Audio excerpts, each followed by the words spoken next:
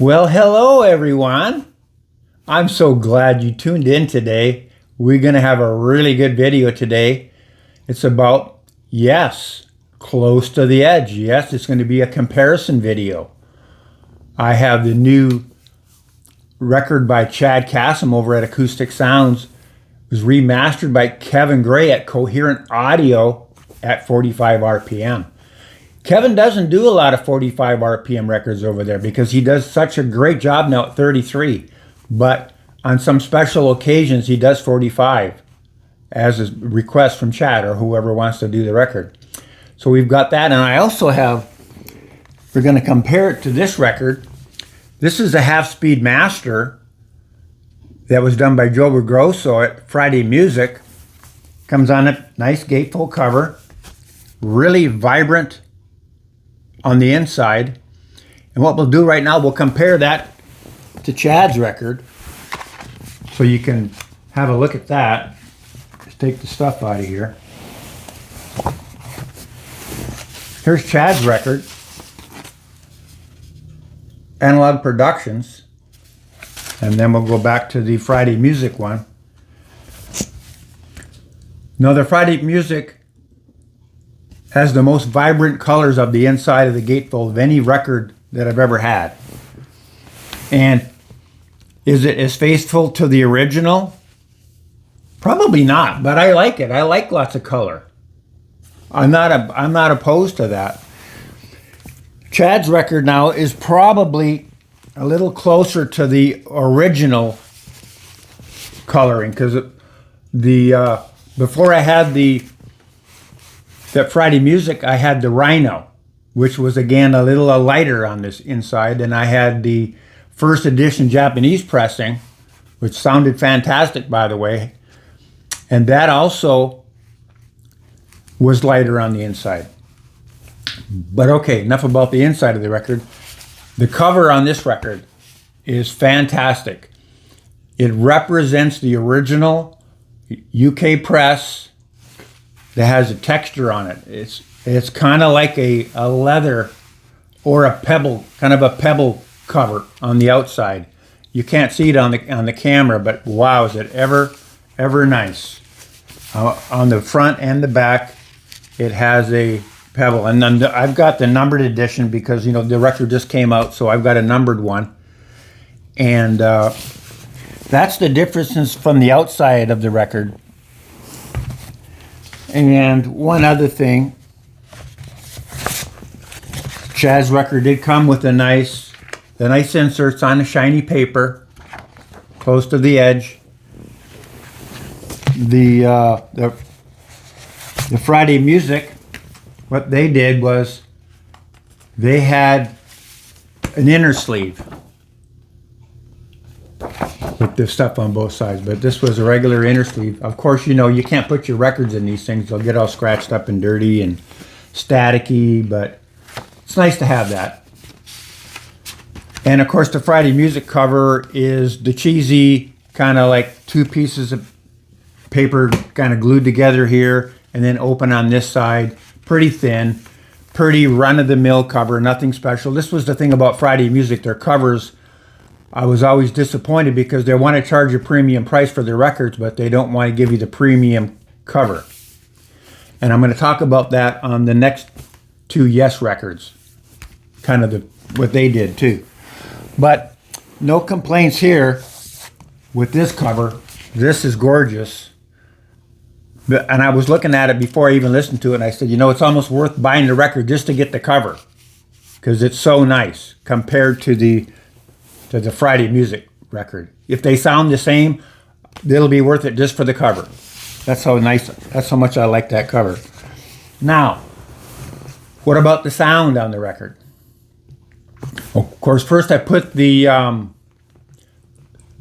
Friday Music record on, the half-speed master. I put that on first because I'm assuming that the Acoustic Sounds record's going to be better because the other one's half-speed at 33 and his at 45 at Coherent. So I'm assuming it's going to be better. So I'm listening to that first, and really sounds good. It really does sound good. But I'm listening to John Anderson's voice now, and it kind of sounds like Geddy from Rush. It's really kind of high, and I said that doesn't seem to be right, but that's the way it sounds on the record.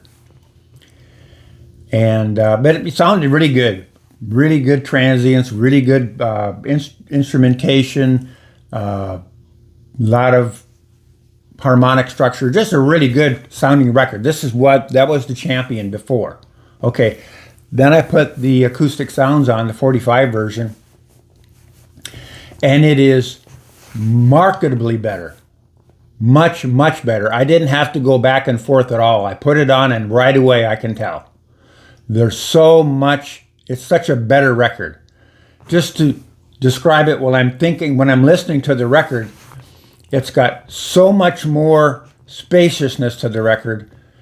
It's almost like you're listening to the record in 3D compared to a 1D version on the half-speed master. The amount of information that's on the record and the stuff, the voices that are almost like angelic in the background, there's kind of a lot of swirling around kind of effects are going on.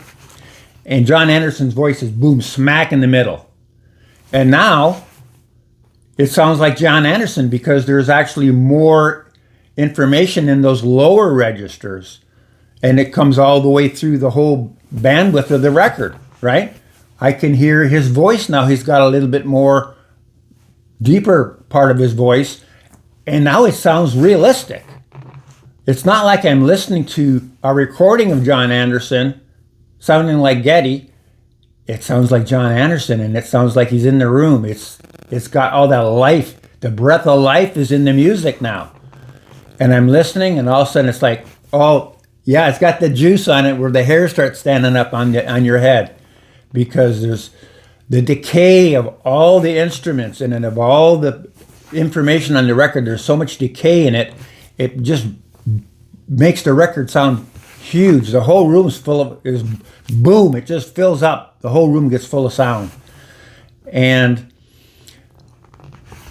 what is really noticeable is the transients are so much better on this record. And when you have the acoustic guitar and the plucked instruments and when he's doing the harmonics on the guitar and the synthesizers, all that stuff is full of harmonics and transients, and it's so much better on this record. So really, really impressed with the record. You're just thinking about it. I mean, and people want to complain about, well, Close to the Edge is a full side of a 33 record, so of course you got to make, on a 45, you got to flip it over. Well, you know what? When you get done with that one side on the 45 RPM, it's such a thrill ride, you need a break. Because you need to reset and whoa, my heart's got to slow down. I need to take a little bit of a break, and then I can flip it over, go out. I was going to say have a smoke and all that, but of course I don't do that anymore, but you need to cool down a little bit, and then you can play the other side, and then boom, your hair's back on fire, and it's such a much better record. The cover is so much better, and it didn't take but just one listen to this, and I put it on, I'm listening to it, and I'm thinking about how much better it's sounding and why it sounds better, and I just can't stop listening to it. I have to keep playing it. That's always another telltale sign that something is really good, when you just can't stop. You have to leave it on. You just have to keep playing it because you don't want to take it off. It's so enjoyable. So that's going to do it for the video for today. I hope you all enjoyed it.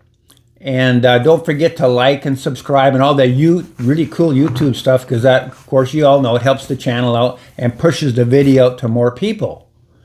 And thanks again for watching. I really appreciate y'all stopping by. And please leave me some comments on what you think. Bye-bye. Take care now.